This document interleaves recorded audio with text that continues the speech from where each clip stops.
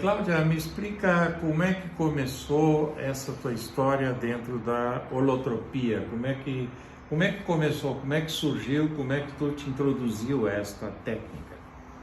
Bom, essa mudança na minha vida profissional, que eu considero assim que foi determinante em termos de espiritualizar a minha psicologia, ela ocorreu praticamente há 35 anos atrás, quando eu comecei a fazer cursos com a Jacqueline Small, que foi discípula de Stanislav Grof, que era um russo e que descobriu a holotropia. O que é holotropia? Holotropia é, vamos analisar a palavra, holo vem de holo, holístico.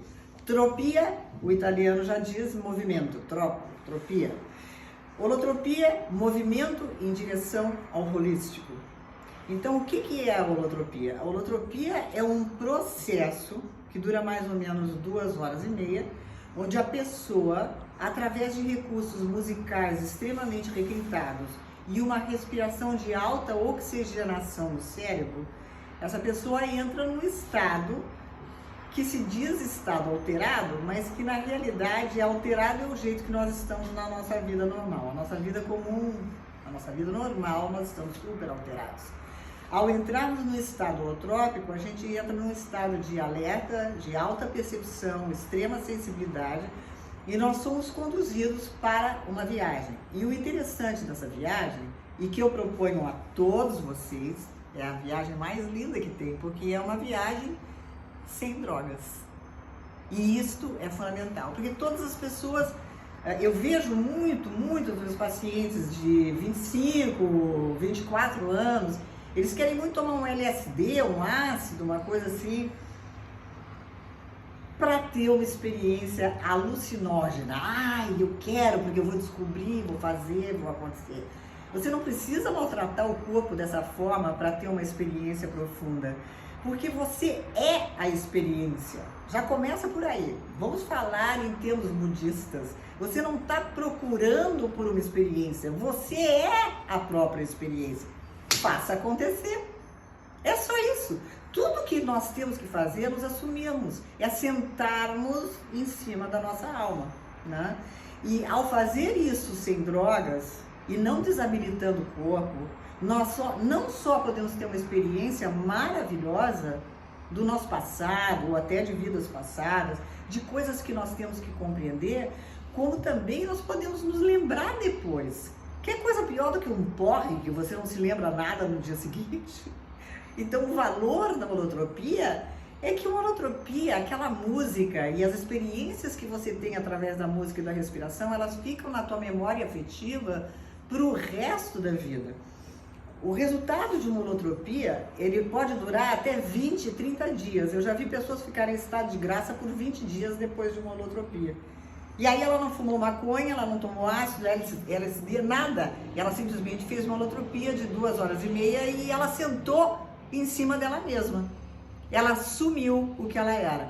Agora, para haver essa conexão, a música, que é requintada, refinada e composta de 4 fases, tambores, violinos, pianos e depois coisas mais leves como a harpa e mais New Age Style, essas 4 fases promovem esse tipo de processo. Então, vocês vão perguntar, o que acontece com uma pessoa numa holotropia? Em primeiro lugar, não acontece o que eu quero. Eu não quero nada. Eu sou um veículo daquilo que você quer e daquilo que a sua alma precisa. Então, se você tiver que regredir, e aí eu já vou avisando para o pessoal que chama charlatões, entendeu? Ou procura charlatões para regredir, esses charlatões vão impor a regressão que eles quiserem. E você não tem que regredir para o que o outro quer, você tem que regredir para onde você precisa regredir. E o bonito da holotropia é que cada um tem uma experiência completamente diferente do outro. Tem um que vai para a infância com o pai, tem outro que lembra de uma situação com a mãe, tem outro que lembra do canal vaginal, tem mulheres que relembram elas dando parto, outras mulheres relembram terem sido estrupadas. Então vejam bem que coisa interessante. Numa holotropia eu tive com uma participante que a mãe dela saiu do Brasil e foi mandada embora do Brasil quando estava grávida dela para não enfrentar o escândalo da gravidez pelo fato de ser uma mãe solteira. Então, o que aconteceu com esse futuro bebê que foi para a Europa para ter esse filho? Esse futuro bebê se transformou num adulto extremamente enrustido que se escondia das pessoas e se escondia da vida, porque ela estava perpetuando na sua vida a mesma situação traumática de ter sido escondida como feto. Agora, o mais interessante de tudo é que quando ela fez a holotropia, ela se transportou para o ventre da sua mãe. E aí ela sentiu a opressão da mãe a escondendo. E ela viu que foi o que ela aprendeu. Ela aprendeu a se esconder. E na vida, depois de nascer e amadurecendo, ela foi concretando na mente dela esse sentimento de esconderijo. Então ela tinha medo de ser, medo de fazer, medo de se mostrar. Quando ela faz uma holotropia, ela se transporta para o ventre da mãe dela e ela enxerga tudo. E ela vê que a gravidez dela, de 9 meses, tudo sobre ela foi escondido e foi camuflado. Quer dizer, aí houve várias mensagens. Você se esconda, você não seja e você não é realmente bem-vinda, porque eu não posso mostrar você. Você está proibida de aparecer. E foi assim que ela se comportou no decorrer da vida dela. Então, esse é um exemplo bem prático do que a holotropia promove. Ela promove a experiência que você precisa ter. Não é a experiência que a psicóloga determina que você vai ter. Não. É a sua psique, o seu organismo psicoespiritual, ele vai determinar, decidir e escolher. O que comprova o quê? Que nós somos muito mais sábios na nossa essência divina do que nós pensamos. Nós podemos nos conduzir. Nós somos autocondutores. Nós temos todo o endereço certinho para onde ir.